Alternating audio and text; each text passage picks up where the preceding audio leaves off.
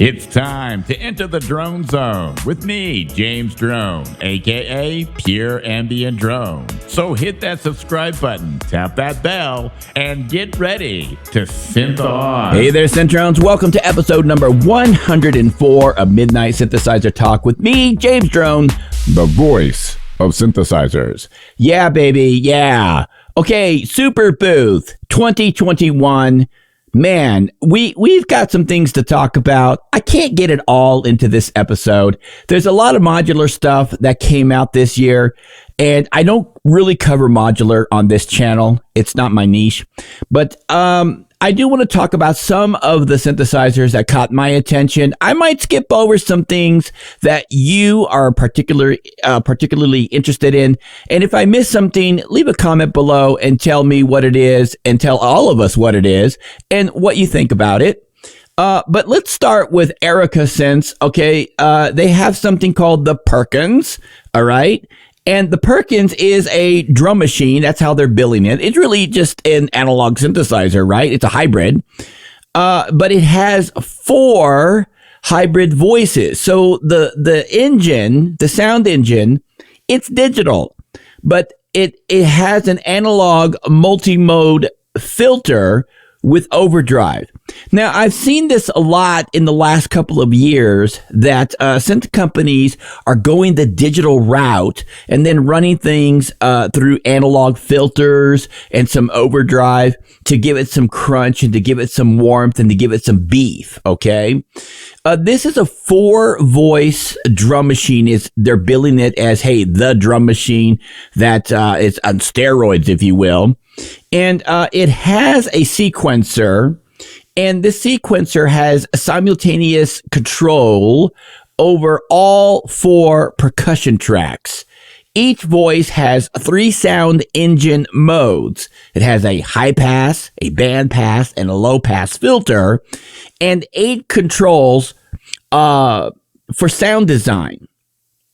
Now, I've listened to this drum machine, and I have to tell you that it does have a unique sound to it. I don't think that for my genre of music, I'm into like techno, kind of like beats. I don't think this would actually fit what I'm looking for. But I would have to say that if you're into EDM, if you're into electronic music that's kind of off the cuff and you want something that breaks away from the 808, 909 mold, this is certainly going to be the drum machine that you're looking for, even if you were into industrial type of music. And I think that I don't know what the price is, but I think that what they're trying to do is bring something to the table that kind of breaks out of the mold a little bit and gives us a little bit of creative control over each drum section, so that we can have something that's a little bit unique in our tracks. Because let's face it, everybody knows that the 808 and the 909 are iconic for a reason, and I use them all the time, and they've been used over and over and over again. So it's nice to see somebody coming out with a drum machine that is breaking the mold, if you will. Okay, next up we have the Waldorf M.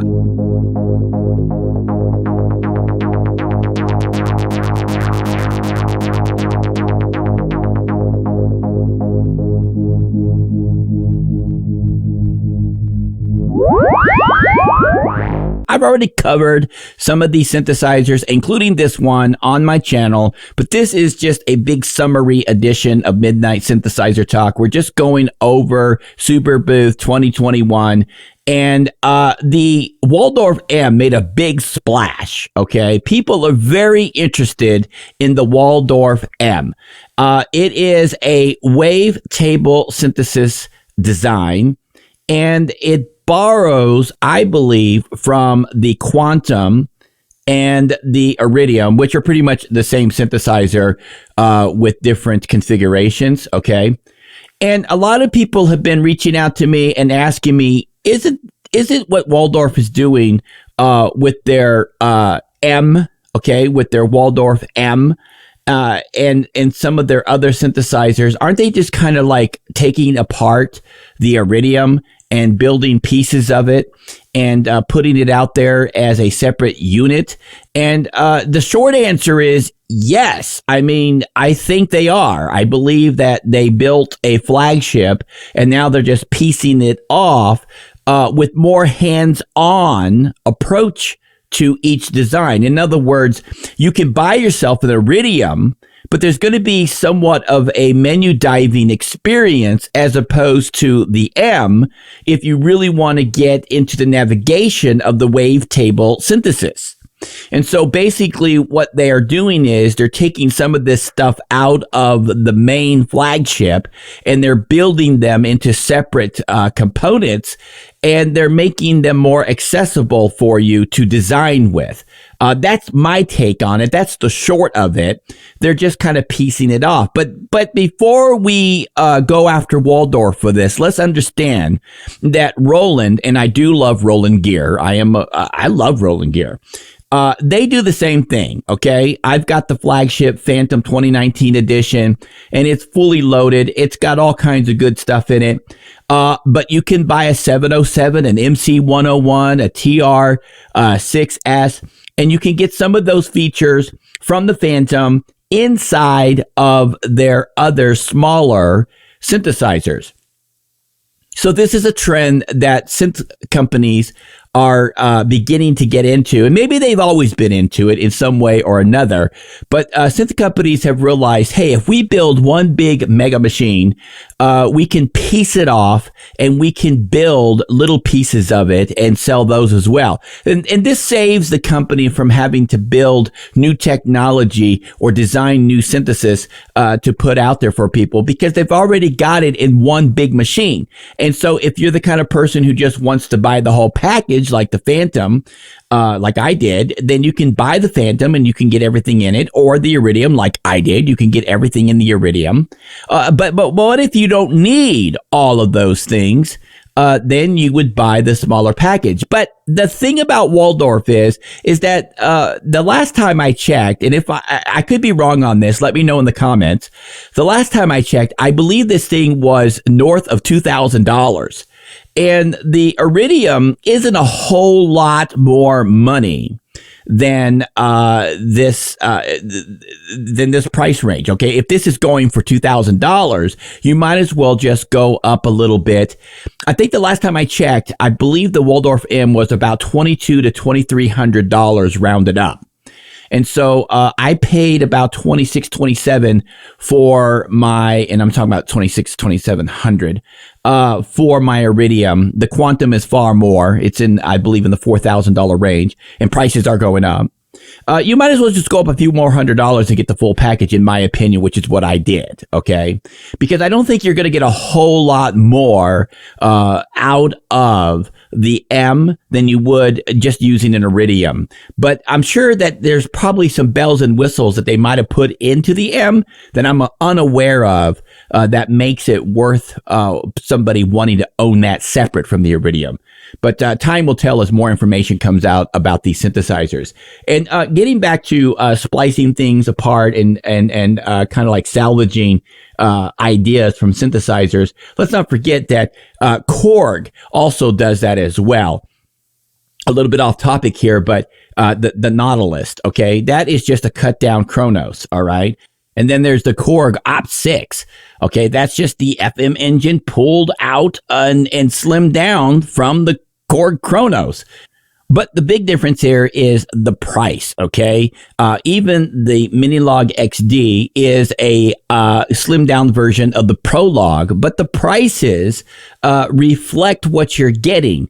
And so I took the time while I was doing this, while I was talking here, to look up the prices of the Waldorf M, and I've got them up here on my screen right now. And the pre-order price of a Waldorf M right now is $24.99, And then you got the Waldorf Kyra, which actually is an incredible VA synthesizer. I liked the Kyra. I owned one of those, but I did not like the build quality and I did not like the workflow interface. And that's why I did not keep that, because I just didn't like those two aspects of it enough. But it did sound great. The Waldorf Iridium is at $26.99. And so at $24.99 versus $26.99, you might as well go up, in my opinion, $200 and get yourself one heck of a machine. The Iridium is an incredible machine. I'm actually enjoying it more than I did the Quantum. The Quantum keyboard had some quirks in it that I just didn't gel well with, and I had to sell that, and I went for the smaller Iridium. That's not to say that the Waldorf Quantum is a bad synthesizer. It just wasn't, it was huge. I mean, it had some problems with the touchscreen. It wasn't very responsive, and it was a very big machine, and it had this mono analog filter, and I hated the sound. So I went with the all digital Waldorf Iridium. And I really think that this is the price point where everybody wants to be at compared to some of their prices that we're looking at with the Waldorf Kyra and the M. Now, I have to say, I have to make this argument. I don't think you can really get the Waldorf Kyra sounds out of the Iridium. You can come close, but there's just something about the Kyra that really makes a difference in this sound. And I just don't know what it is, but there's a really beautiful sound that comes out of the Kyra. And I really enjoyed it when I had it. And sometimes I miss it, so you never know what might pop up over here in my studio. But let's get back to Superbooth 2021. ASM has two new configurations of their Hydrasynth. This is the only synthesizer that they have released as of this video. The Hydrasynth is a wave morphing synthesizer, so a little bit different than what the Waldorf M is offering. I think they go about it just a little bit different as far as getting their sounds. But check this out. Okay, so they have announced a Hydrasynth Explorer. It's an 8-voice, okay, 8-voice with aftertouch keyboard, all right? And, you know, it's at $599, but let's go back a little bit and remember that they also have, previously, they've released the Hydrasynth 49 key. That's the one that I have. That's $12.99. And then they have the desktop 8-voice, and the desktop is going for $7.99. And now they've also released the 73 key deluxe version of the Hydrasynth at $17.99. This was announced in Superbooth 2021. Now, the deluxe version has 73 keys with 16 voice polyphony. So you're going to be doubling your polyphony. If you've got the room for this, my suggestion is go up a few $100s and get their flagship synthesizer that has all the bells and whistles. Somebody had mentioned in the comments on this video that they didn't like the price configurations, that it didn't make any sense. And I agree with them that at $17.99, ASM may be having some problems selling the 49 key version. They may have to drop that price a little bit, maybe to $10.99 or $9.99. I think $9.99 for the 49 key would make a lot more sense. And then you would almost be doubling, well, you would be doubling your polyphony for almost double the price at $17.99.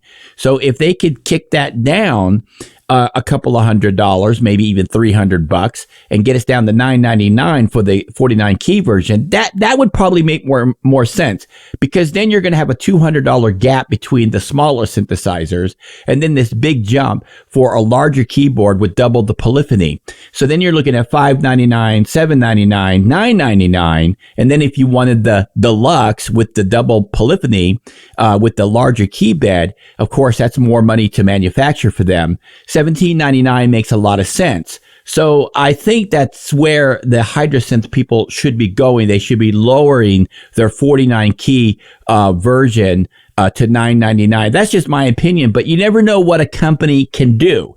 Other than the deluxe version offering 16 voices opposed to the 8, and the 73 key configuration, there's really nothing new here. And again, we see a synth company piecing apart their flagship synthesizer. In this case, they've actually done it in reverse. Okay, they've taken their flagship synthesizer, which was the Hydrasynth 49 that came out first, and they've expanded it into a deluxe and then cut it down into the Explorer. So this is a little bit different than what we're normally used to, but this is what they've done. And last but not least on my list here, and I have not yet talked about this on my channel, is the Sequential Take 5. It is a 5-note polyphony synthesizer that kind of throws a little bit of something in there for everybody, and it is billed as somebody's first analog synthesizer. And it sports 5 voices of polyphony. It has dual analog VCOs per voice. It has a 4-pole self-oscillating resonant filter, and that is based on the Prophet 5 Rev 4 design. So you're going to be getting some of that vintage vibe in with this synthesizer. You're going to get a 2x5 stage ADSR plus delay. It's freely assignable envelope generators that come with this thing. You're going to get 1 global and 1 free assignable LFO. So there's a lot. I mean, I could go on and on. There's a lot of stuff that they packed into this synthesizer. It comes with 128 factory presets to get you started. They're really billing this as something that's affordable for people who have never owned a synthesizer before. They want something to dive into. For me, it looks like they took a little bit of the Pro 3 and the Prophet 5, and they kind of mashed them together, and they made this Take 5 to get people started. Now, as some of you may already know this, Sequential was bought out. They were acquired by Focusrite. They also own Novation. And this could be why the price has come down a little bit. Focusrite may have a better reach for parts and manufacturing than what Sequential had in the past, being a smaller operation. Now they've got the power of Focusrite behind them, which I believe is a bigger company than Sequential. It must be. They bought them out. And so they're coming out with something that's a little more affordable, because if anyone follows Sequential synthesizers, you will know that most of their synthesizers are above $1,000. In fact, I'm looking at the current synthesizers from Sequential right now. These are synthesizers that are on the market that you can buy new. I'm not talking about their past synthesizers. And aside from the Take 5, the lowest priced Sequential synthesizer is $13.99, and it is a module of the 8-voice Rev 2.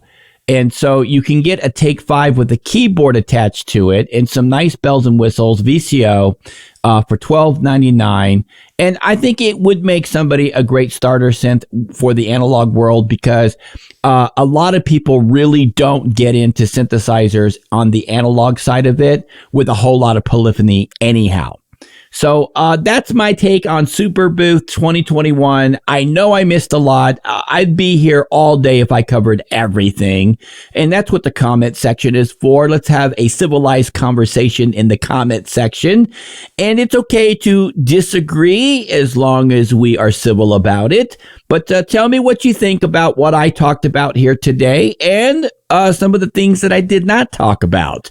Until next time, I am Pure Ambient Drone. Hit that subscribe button, tap that bell for notifications, and above all, keep calm and synth on.